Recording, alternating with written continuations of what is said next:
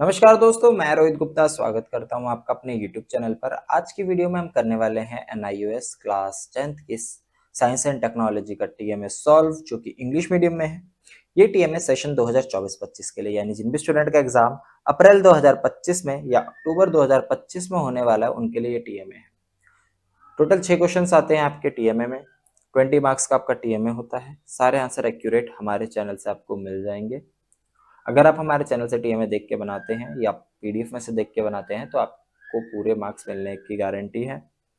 TMA कैसे बनाना है, कितने मार्क्स का है, क्या क्या चीज़ों को ध्यान में रखना है पूरे मार्क्स लाने के लिए, तो वो मैं आपको इस वीडियो में बताने वाला हूँ। उन सारी चीज़ों को ध्यान में रखना है। तो सबसे पहली चीज़ आ जाती है TMA का फ्रंट पेज की बात करें तो TMA बनाते टाइम आपको उस पर 4 चीज़ें मेंशन जरूर करनी है। आपका नेम,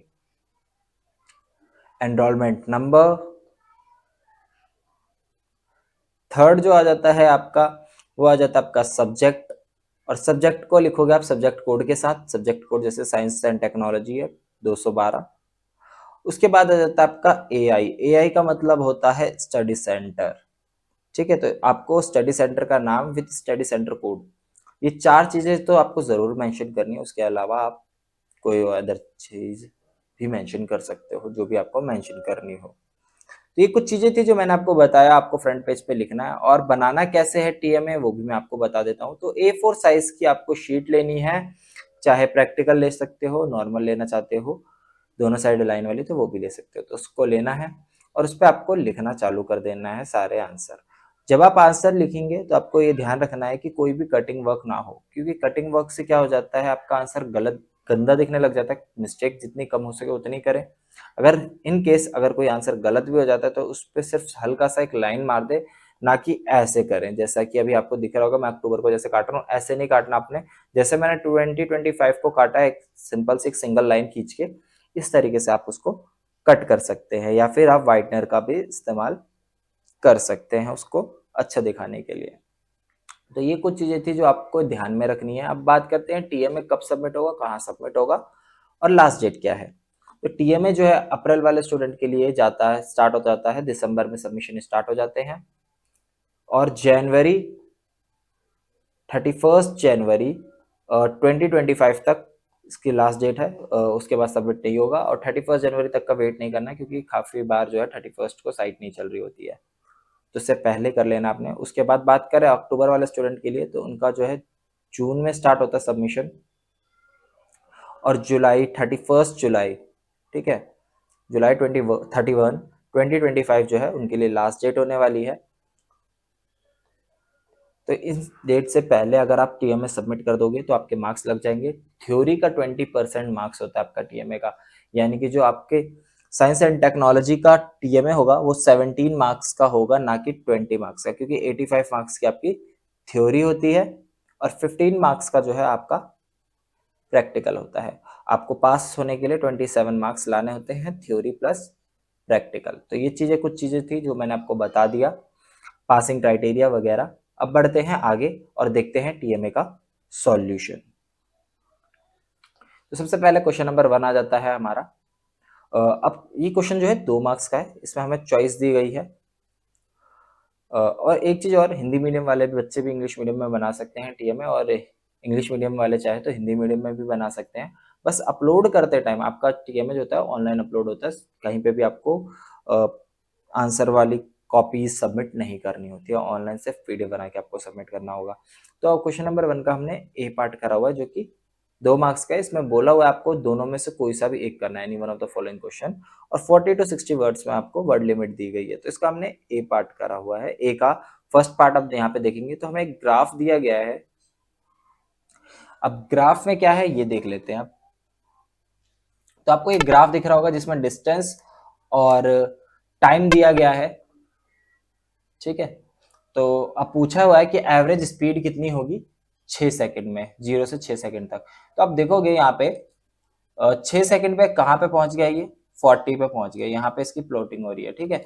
तो अब जो है फॉर्मूला क्या होगा एवरेज स्पीड का, तो टोटल डिस्टेंस कितना ट्रेवल किया अपॉन में टोटल टाइम कितना लगा। तो 40 मिनट टोटल डिस्टेंस हो गया हमारा, 40 मीटर सॉरी, और 6 सेकंड में कवर किया है। तो हमने लगाया फॉर्मूला 40/6, तो आंसर हमारा आ गया 6.67 मीटर पर सेकेंड।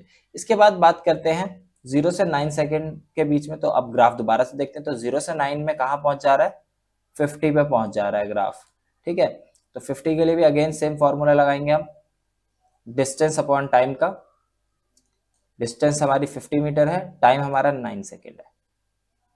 फॉर्मूला लगाया, आंसर निकाल दिया, ठीक है। अब ए में बी पार्ट भी दे रखा था आपको। Mention the time interval during the object remained at rest. तो टाइम इंटरवल बताना जब रेस्ट पे रहा था। तो टोटल पहले तो देखोगे आप यहाँ टाइम इंटरवल 2 से 3 तक, फिर 3 से 4 तक और 4 से 5 तक, या ये भी हम कह सकते हैं 2 से 5 तक, 2 to 5 सेकेंड तक जो है क्या रहा है, रेस्ट पे रहा है, ठीक है। तो आई होप आपने स्क्रीनशॉट ले लिया होगा, आपको स्क्रीनशॉट लेने में भी कोई दिक्कत नहीं आई होगी। अब बात करते हैं नेक्स्ट क्वेश्चन की, क्वेश्चन नंबर 2। ये भी जो है हमारा 2 मार्क्स का क्वेश्चन है, क्योंकि इसमें भी बोला हुआ है 40 to 60 वर्ड्स में देना, और सारे क्वेश्चन जितने भी क्वेश्चन है सब में आपको चॉइस दी हुई है, जो भी आपको आता है वो कर सकते हैं। तो इसमें वाले में हमने बी पार्ट करा है। Rakesh runs a laundry shop. Water in his locality does not form lather with soap. What is the term given to such water? Suggest some methods which can help Rakesh to get rid of this problem. ठीक है, तो अब यहाँ पे आपको answer दे रखा है, तो उसके लोकेलिटी में वाटर कैसा है, हार्ड वाटर है, ठीक है। अब होता कैसा वो यहाँ पे बता दिया गया, और किस तरीके से वो इस प्रॉब्लम से बाहर आ सकता है, उसके 3 पॉइंट्स आपको यहाँ पे दिख रहे हैं, ठीक है। तो ये चारों चीजें आपको लिख लेनी है, पहले थोड़ा सा एक्सप्लेनेशन और उसके बाद ये 3 पॉइंट्स। इसके बाद क्वेश्चन नंबर 3 आ जाता है। क्वेश्चन नंबर 3 में बोला answer any one of the following question in about 40 to 60 words. तो देखोगे ये भी 40 to 60 वर्ड्स में मीन्स कि ये कितने मार्क्स का है, 2 मार्क्स का है। इसका हमने करा है ए पार्ट, ठीक है। नेम द बिग चेंज और revolution due to which India become self sufficient in the field of agriculture. Big agricultural scientist was credited for this revolution. Also briefly explain the initiatives that brought the revolution.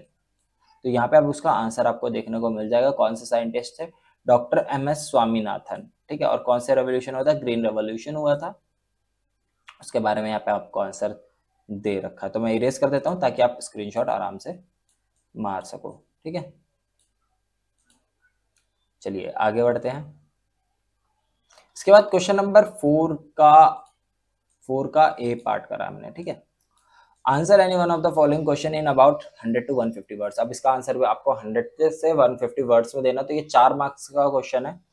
X is a chemical substance whose solution in water is used for whitewashing the wall. A small amount of substance X is taken in a beaker, then water is added to it slowly.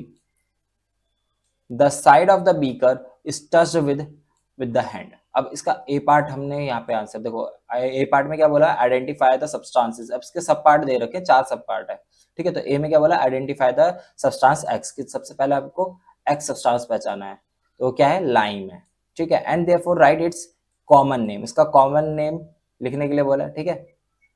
वो हो गया हमारा chemical name, calcium hydroxide हो गया हमारा। उसके बाद बोला केमिकल फॉर्मूला, तो CaOH2, तो ये हो गया हमारा लाइम यानी चूना होता है। तो एक्स सब्सटेंस का कॉमन नेम क्या है, लाइम, केमिकल नेम क्या है, कैल्शियम हाइड्रोक्साइड, और केमिकल फॉर्मूला है CaOH2। उसके बाद बोला है right the chemical equation for the chemical reaction between the substance x with water, की वाटर के साथ रिएक्ट होकर क्या बनाएगा।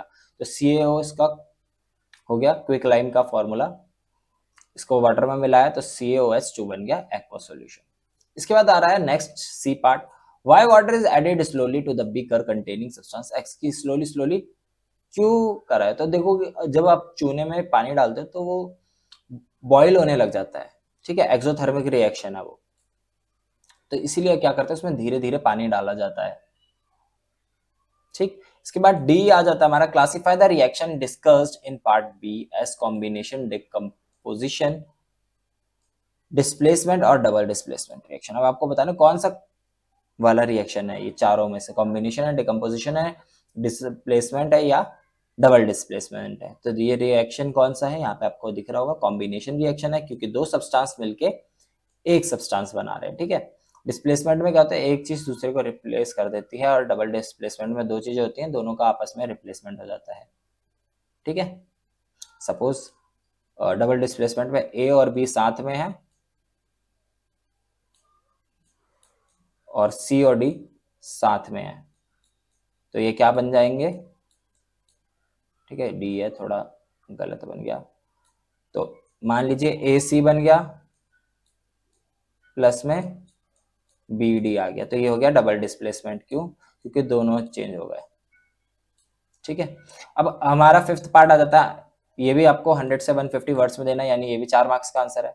इसका हमने बी पार्ट करा है, तो बी में भी ए पार्ट है, उसको देखते हैं पहले। If you consider the 24 hours geological clock with the origin of life set at midnight, we can say that human have come on this planet just less than a second ago. Explain the statement in the light of history of life on earth. अब यहाँ पे आपको इसका answer देखने को मिल जाएगा, तो फटाफट से इसका भी स्क्रीनशॉट ले लीजिए। ठीक है, आपने स्क्रीनशॉट ले लिया होगा अब तक। बी पार्ट के अंदर भी एक और पार्ट है, identify the type of epithelial tissue from its location in human body as given below, write its name and one function, any one function. तो यहाँ पे आपको उसका नाम और फंक्शन दे दिया, यहाँ पे टिश्यू का नाम बोल दिया गया, अब यहाँ पे भी बता दिया इसका नेम और फंक्शन दोनों दे दिए, तो फटाफट से स्क्रीनशॉट ले लीजिए। ठीक है, आई होप स्क्रीनशॉट हो गया होगा। इसके बाद नेक्स्ट क्वेश्चन जो आता है आपका most important question, prepare any one project as given below, जो कि 6 मार्क्स का होता है। अब इसमें आपको बी पार्ट, हमने बी पार्ट करा, explore about the vehicles that runs on conventional fossil fuels and the vehicles that runs on electricity. ठीक है, right a report of your findings which should include detailed comparative analysis of the two vehicles, कि आपको दोनों vehicles का comparative करना है, comparison करना है, किस बेस पे, उसके एडवांटेज डिसएडवांटेज, इंपैक्ट क्या हो गया, एनवायरमेंटल लिमिटेशंस क्या है, चैलेंजेस क्या है, फ्यूचर पर्सपेक्टिव क्या है, sustainable development etcetera. Explain how the electric vehicle can game changer and provide solution to the challenge of fossil fuels dependence. तो इसका आंसर आपको नीचे मिल जाएगा। तो यहाँ से स्टार्ट हो जाता है, सबसे पहले हम इंट्रोडक्शन देंगे इसका, थोड़ा सा इंट्रोडक्शन पार्ट आ जाता है, इंट्रोडक्शन पार्ट आने के बाद आ जाता है आपका कंपैरिजन टेबल। तो जैसे ये कंपैरिजन टेबल बनाया गया है, बिल्कुल ऐसे ही आपको कंपैरिजन टेबल बनाना, मैं धीरे धीरे स्क्रॉल करूंगा, आप स्क्रीनशॉट लेते जाइएगा।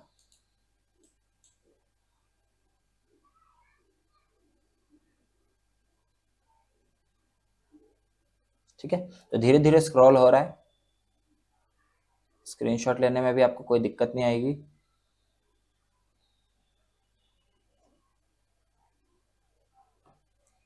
चलिए,